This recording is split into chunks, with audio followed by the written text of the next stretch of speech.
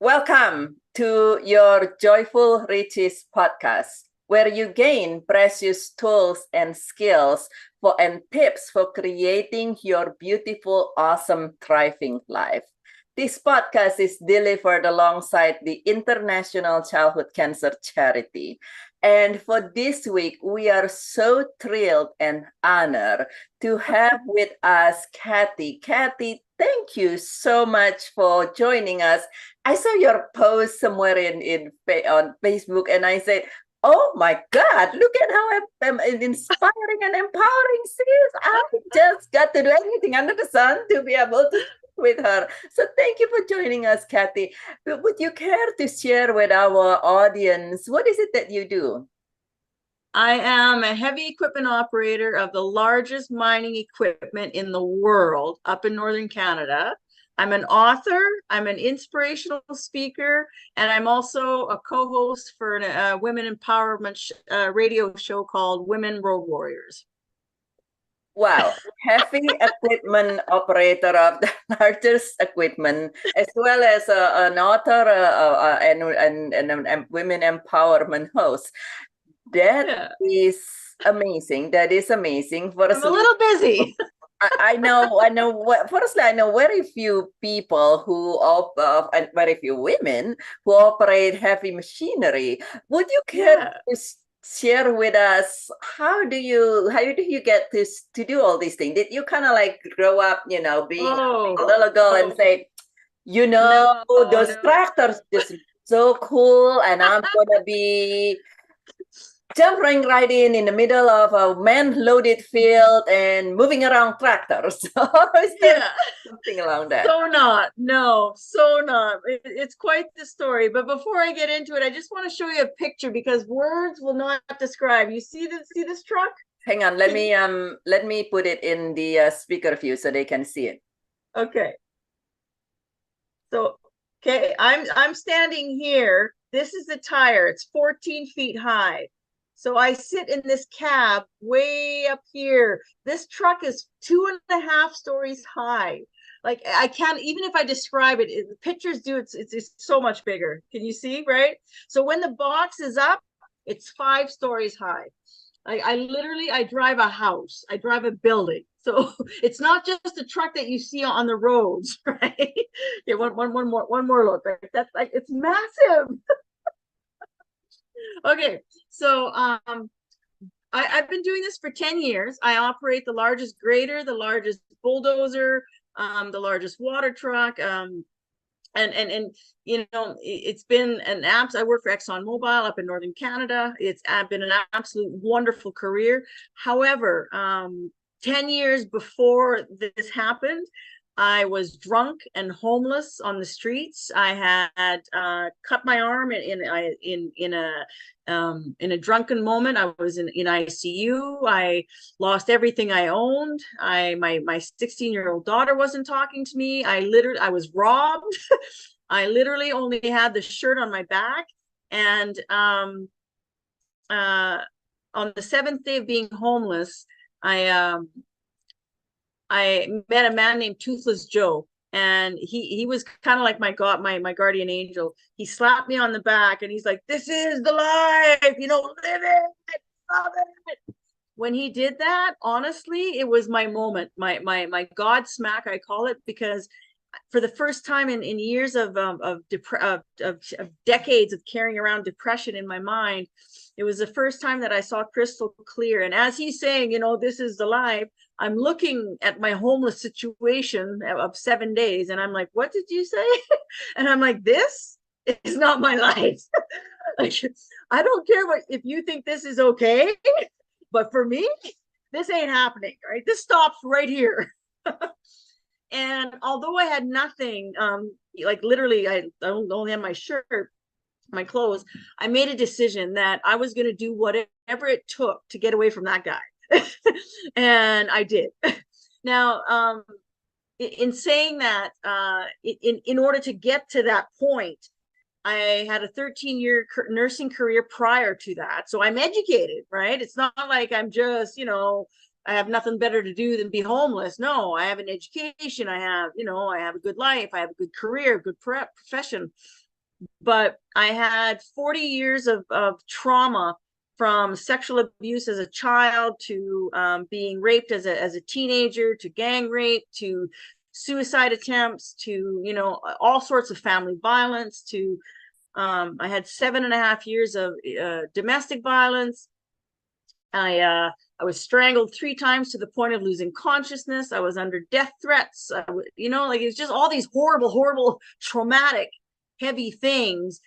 That's what ultimately led me to being homeless, because I couldn't cope. I didn't know how to deal with anything. So I was drinking alcohol, and I became an alcoholic. So even though I'm a nurse, at the time, it was easier for me to take care of your problems and everybody else's problems and take a look at my own problems, right? So anyway, that's how I ended up homeless. So fast forward to that moment with Toothless Joe, when I'm standing here, I had a decision to make, right? So I went to detox and I decided, okay, this stops right here. And I was 42 at the time. And no, I was 40 at the time. And I ended up going to a faith-based program in Edmonton, Alberta, called the Hope Mission. And it was a wellspring program specifically for women, where you live in a home for a year. And in that year, you unlearn all the trauma that you've been brainwashed into believing, such as that you're no good, that, you know, that I was fat, ugly, stupid, no good for nothing, waste of skin, you know, all this stuff. And I had to relearn who Kathy really was at the age of 40, right? But the hardest part about that was accepting all my good qualities and learning to love myself, even though I've made mistakes in the past. And that was so hard for me to do. It was very easy for me to forgive other people, but to forgive myself for all the things that I'd done when I was drinking with my young daughter, you know, as an alcoholic mother. I mean, I'm no saint. So, you know, it was very, that transition takes time.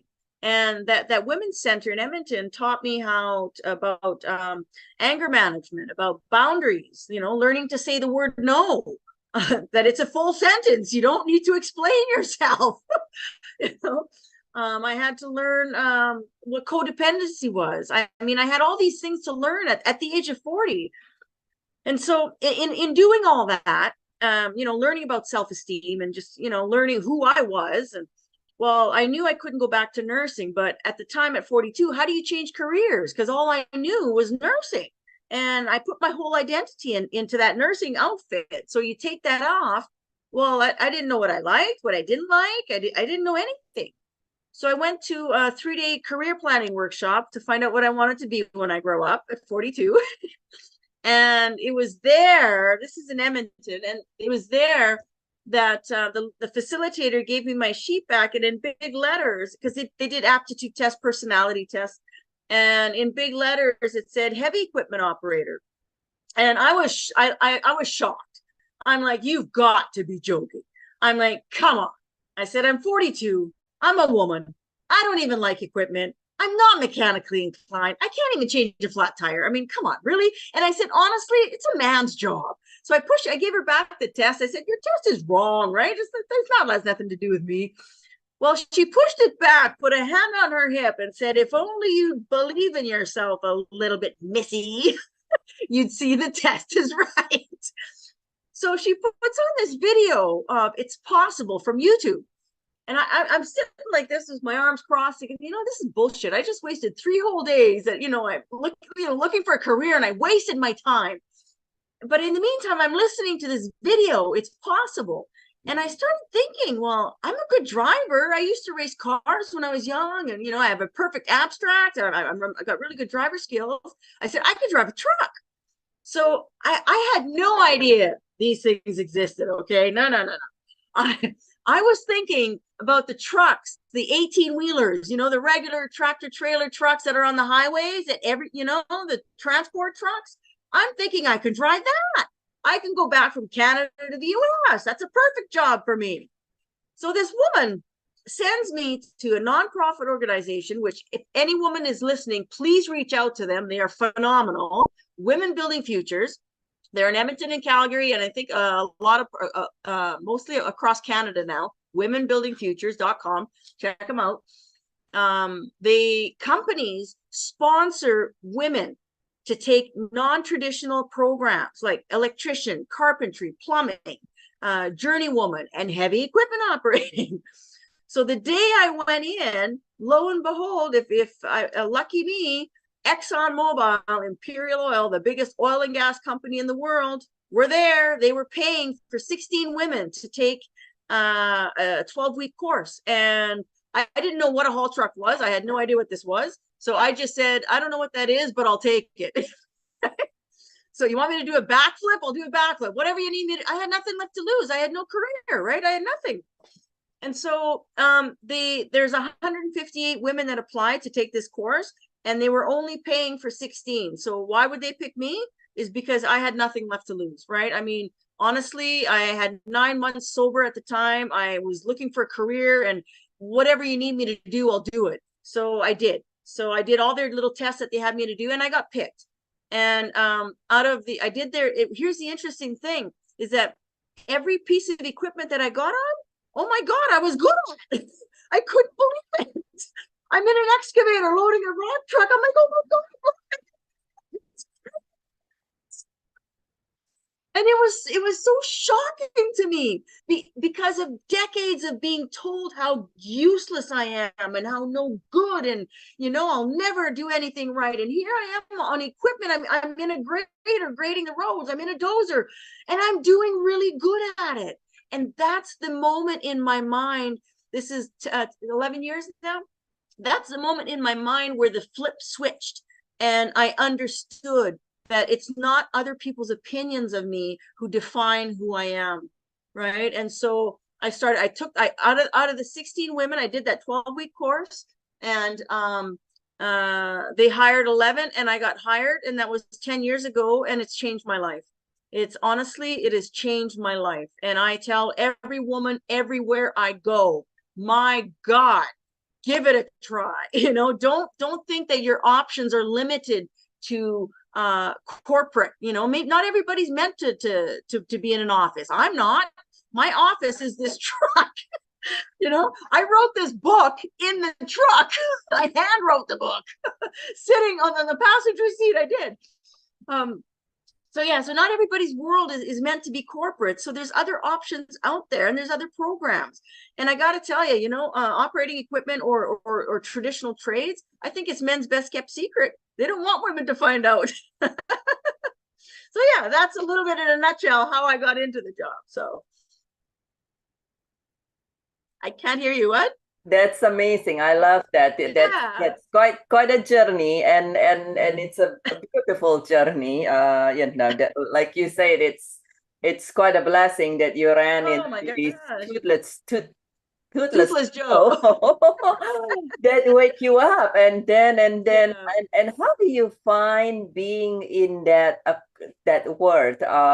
Is it something, and correct me if I'm wrong, but it seems like it is a male-dominated industry or a male-dominated work. It is male-dominated. There's 170 men on my crew. There's only 7 women, and there's usually about maybe 10 women per crew. There's 4 crews at my site. There's sites everywhere, but where I work, and but it's not what you think. Imperial Oil, Exxon, they have the best corporate policies for treating everyone the same. It's one big family. Like, I've been there for 10 years, and it is literally my brothers and sisters that are there, because you're always with them, and it's not, there's no tolerance for any type of verbal no play, no harassment, no nothing. If you say something out of line, you get dealt with immediately. It's not like, oh, hey, come here, little honey. It's not like that. Yeah. So no. You feel accepted and respected. Absolutely. Yeah. Oh, wow. yeah. Wow. Yeah, it's a very empowering job.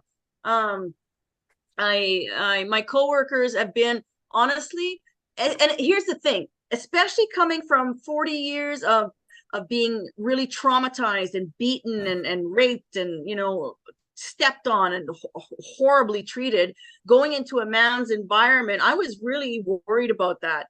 And it turns out that these men that I work alongside with, they have been my mentors, my teachers, my friends, my family. They have taught me the most beautiful thing at all, that guess what? Not all men are assholes. There's a lot of good men out there.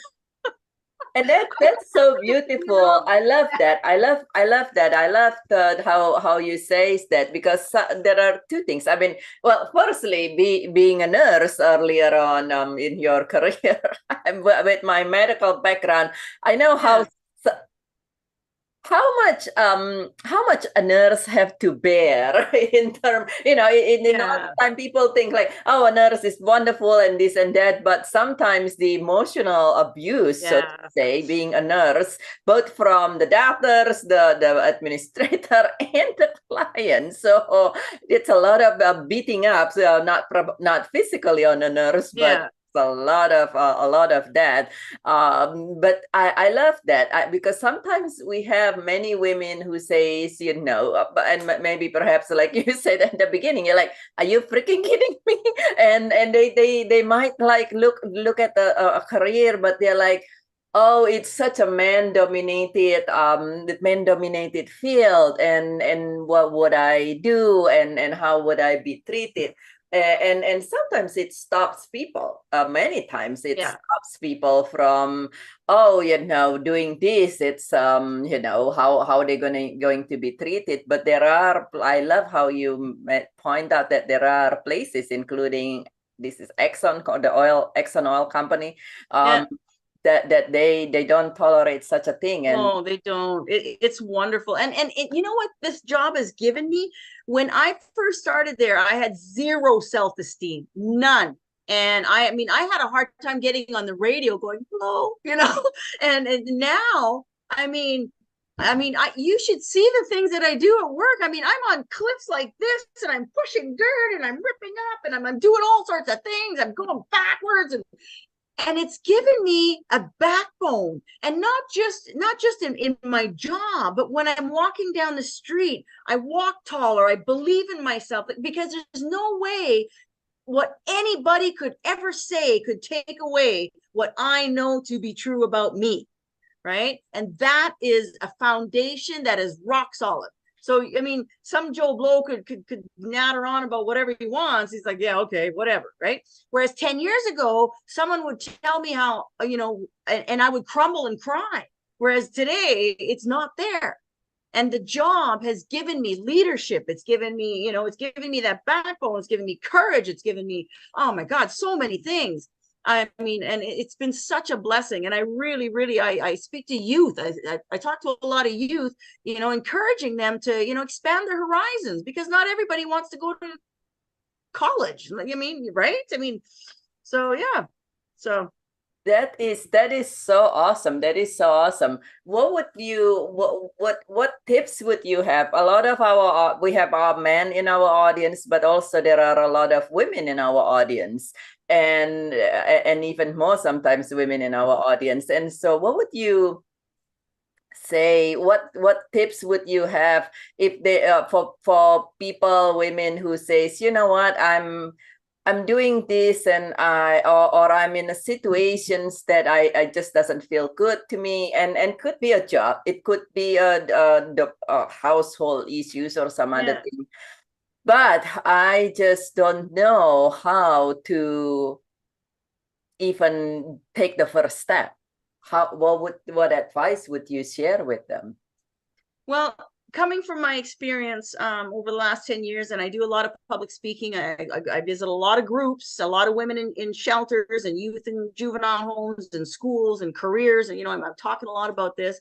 The main thing, the bottom line is the first step is to what are you happy? Right? If you're not happy, then what is it you need to do to change?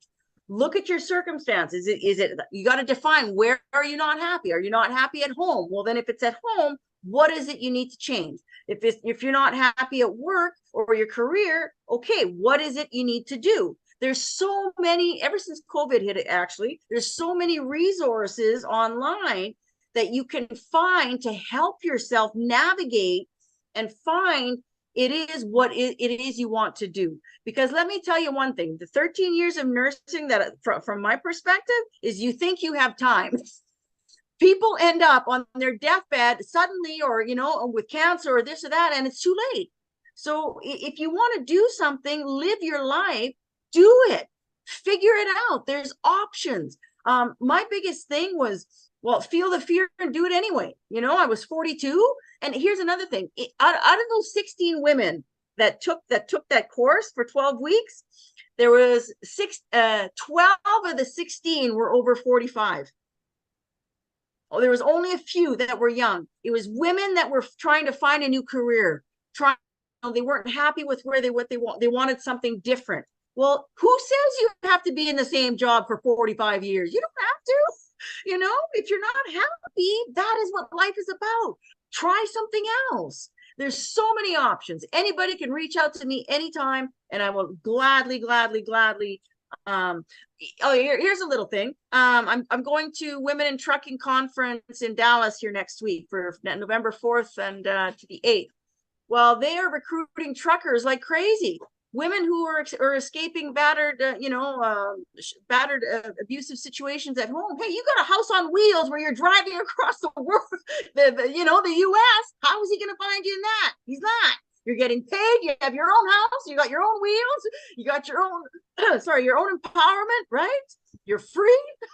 Did I say you're getting paid? And actually, just seeing your picture on something like that would probably discourage some misbehaving people from misbehaving to you, right? I would,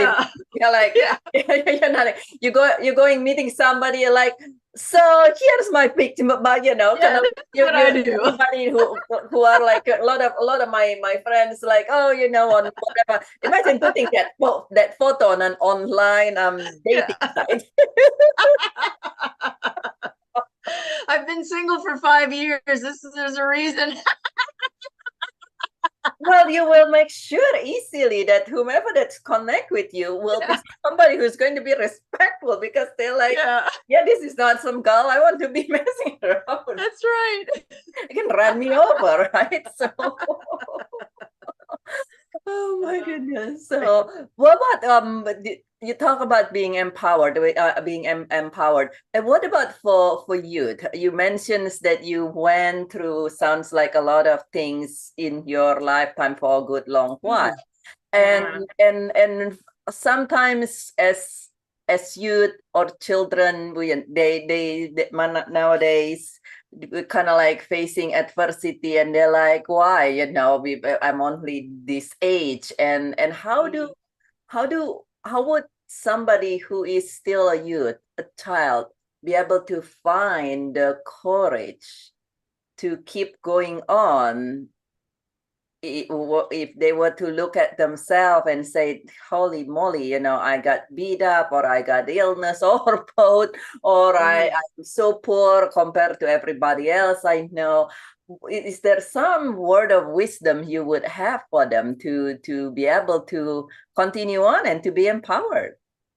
Well, coming from a very traumatic youth, very, very traumatic. I started running away from home when I was 6 in the doghouse. It was my only safe zone. I mean, just constant running away. The suicide after I was gang raped at 19, and I had 3 back-to-back. I didn't feel like I had anyone to talk to. I come from a very dysfunctional family with drugs and alcohol, and it was just, I was by myself. So I get it. I understand. Honestly, I do. So what I tell youth in every center that I go talk to, or in any school that I go talk to, is the number one thing where the change starts is in your own head.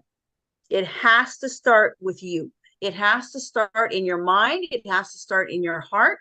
You have to make a decision that you cannot rely on other people, as sad as that is, even if sometimes our families are sometimes the most toxic people. And sometimes we have to step away from that. We have to, kind of get our own heads clear first before we can address certain things. So what is it that you want? And even if you feel alone, and even if you feel abandoned and abused and all this, yes, that may be true, Well, there's a lot of resources out there that can help you. There's a lot of help out there that can help you, and a lot of it's free. It doesn't matter about money. And I know this because I've found some. And I even on my own website, KathyTuccaro.com, I have a whole pages and pages of resources for people to tap into so that they can, get the help that they need. There's places, there's shelters, there's places that give food, there's places that for counseling, there's addiction. I know even that last place when I went after the whole Toothless Joe place, I mean, I was homeless. So I gladly went into the women's program because it gave me a whole year in the addiction program where I could live. And I have a roof on my head. I have three meals a day. I have counseling. I mean, it is the place where I could step away from life and figure it out, right? Well, these rehabs are everywhere, and they don't all cost money. I mean, there's volunteer work that you can get if you're feeling alone. Join a charity, do something, start giving back. Go to meetings, and there's all sorts of meetings, whether it's alcoholic, AA, NA. There's meetings for every kind, right?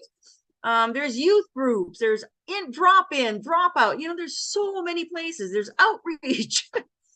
And I really believe that if you want change enough, you're gonna not let that fear stop you. Like I wanted my life in my personal life, when I was standing there with Toothless Joe, I wanted change so bad that I didn't care. I didn't let fear or insecurity or doubt or anything, because I mean, hey, I didn't have 2 cents to my name. I don't know where I'm going. All I knew is that I had to get away from that guy, right? So if you want change bad enough, you're going to find the resources. You're going to reach out, and if one person says no, ask another, ask another, ask another until somebody says yes. Don't give up. I love that. I love that. If you want change bad enough, fear, doubt, insecure, don't let fear, doubt, insecurity, or I would say ego. Sometimes people say, it's, oh, I just ego, this and that, but I don't know about me and this and that. And so don't let any of those stop you. That is so awesome. Tell us a little more about your book. Oh, my book. Yes. So this is my book, Dream Big. There you can see, this is the first day on site. Honest, I hadn't even been on the truck yet. Okay. This was taken by the mine trainer. Now you can't see it in this picture, and I'm standing there like this. I'm crying because I'm thinking of Toothless Joe. It was 2 years before this picture. I'm thinking, if only Toothless Joe could see me now. I mean, oh my God, right? So the book, I wrote it because once I got the job, I couldn't, I knew that I had to start giving back, right? I mean, I got 10 days off, 2 weeks off, 2 weeks on, right? So I'm at work, and on my days off for a recovering alcoholic. By the way, I have 11 and a half years sober. Yay, kudos to me. For a recovering alcoholic, sitting at home doing nothing is not very healthy, right? You got to keep busy. So I decided to start giving back to the community. And in doing so, I said, you know what? I'm just going to write a book. And while talk about obstacles, when I'm at work, we're not allowed any electronics. We're not allowed our phone. We're not allowed recorders. I hand wrote the book sitting in my truck when it was raining, when I was on break, whenever on a legal pad. I wrote it in a month. I did. And so it's in 4 languages. It's on Amazon. It's on Kindle, Kobo, you name it. It's everywhere you want. Barnes and Noble in the US, Chapters Indigo in Canada. And it's on my website, KathyTuccaro.com. You can find out all the information you want. It's in English, French, Spanish, and Portuguese. Yeah, it's been quite the ride. Writing this book has changed my life, honestly.